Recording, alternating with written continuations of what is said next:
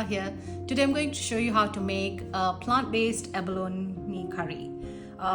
It's abalone and plant-based abalone and potatoes, and it's the perfect accompaniment for rice and parathas or chapathis, and you will absolutely love this dish. My entire family loves it. I love it too. So I hope you enjoy this video. Let me show you what you're going to need next.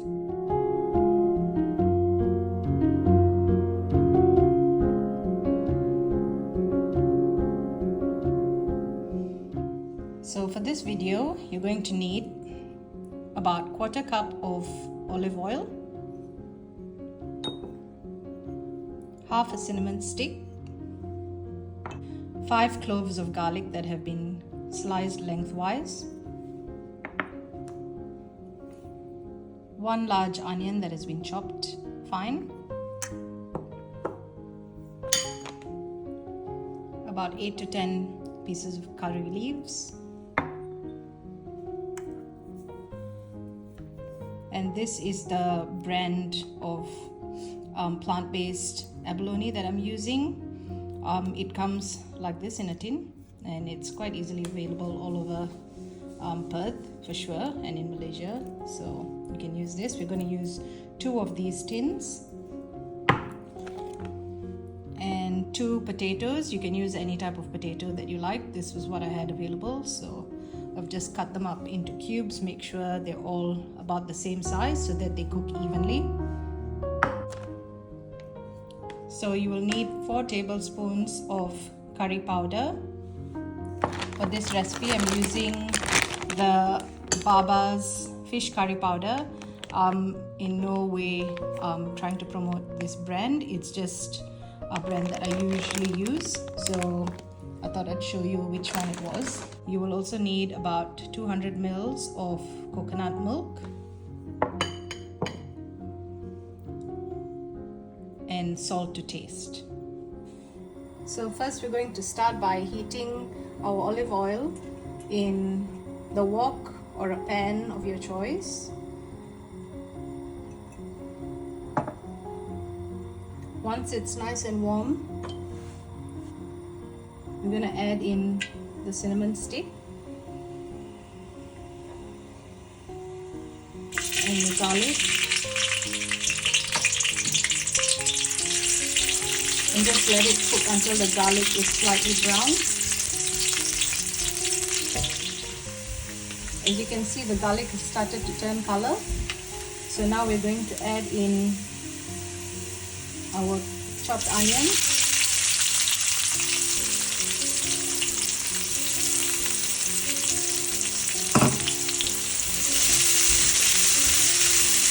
and our curry leaves,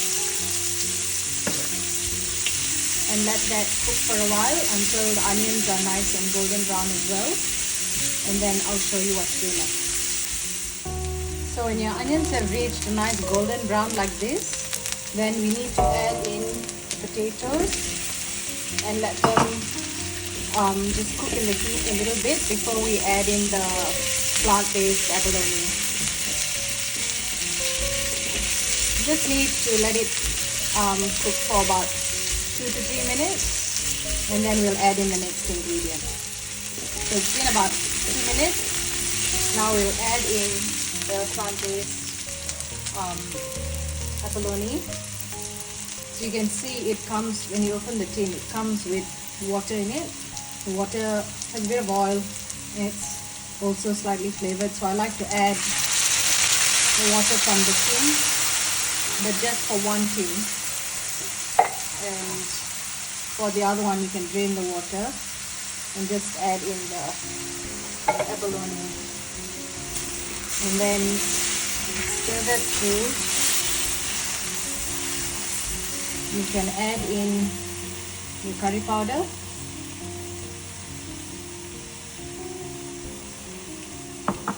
and your salt. Stir it through. And as you can see, it's a bit dry, so let me just go and get some water, and then we'll add some water to it. So I'm adding about, let's say, Yeah, we can add the whole cup. I've added a whole cup of boiling water so that it will continue cooking in the heat. We also need to make sure that there's enough water in there so that the potatoes can cook properly. So now all you need to do is let it boil and thicken and let the potatoes cook. So the best way to know when the curry is fully cooked is when your potatoes are, your spoon can go right through your potato, then it is more or less almost there. So I'm just going to let it boil for a while more, and then I'll show you what it looks like when it's almost ready. So the curry has been boiling for a few minutes now, about 5 minutes or 6 minutes, and you can see the potatoes slowly starting to soften. But I feel like there's not enough water. Can you tell that? You can see that there's not enough water. When there isn't enough water, the potatoes can't cook because they have nothing to absorb. So I'm adding another half cup of boiling water so that it can continue cooking.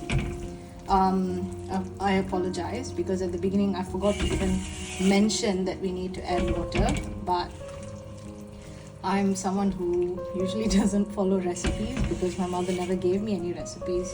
She just gave me a list of ingredients and then said, this is what's in the dish, now you'll have to figure out the amounts. So I've learned over the years how to cook like that, and I'm trying to change, but it's a slow process, I'll admit that much. Anyway, so I'm adding a bit more water, so in total about 1.5 cups of water in here at this point, and let it boil for a little while more, and then we're going to add the coconut milk so that it can cook in the coconut milk as well. Okay, so I've just tasted it and I feel like it does not have enough salt, so I'm adding another teaspoon of salt. And when you have a look at the potatoes, see, it's a bit easier to cut through them. So now's the time to add the coconut milk so that the coconut milk can also cook with the curry. I'm only going to add half of what I said, so about 100 mils. We'll see how we go from there. Again, my apologies because I like to cook by tasting and looking at the consistency, and I know that that's not a good way to teach people, but I'll try and improve it in the next video. So now just leave it to boil for a while more. Again, just on a happy simmer like that, not on too high heat because it will actually get caught or start burning at the bottom. So you want your spoon to be able to go smoothly like that in your pot so that you know that the bottom's not burning and that your dish is cooking evenly. So I just tasted it after I paused the video, and it definitely needs the rest of the coconut milk. The best way to gauge is if you think the dish is too spicy because the curry powder that you're using is quite spicy, then you can add more coconut milk. But if you think it's not too spicy and you just want a light coconut flavor, then you can add less coconut milk. But again, everything is according to your taste. So this is just a guide for you. So let it continue boiling, and then I'll show you when it's done. So I think our dish is already ready. If you look at your curry, the curry consistency should be nice and thick. And when you check your potatoes, it should just go right through easily. When that happens, then you know that you can stop cooking the dish. And yeah, it's ready to eat and enjoy with either pratas, hot rice, or chapathis, or even bread. I hope you enjoyed this dish. Happy cooking!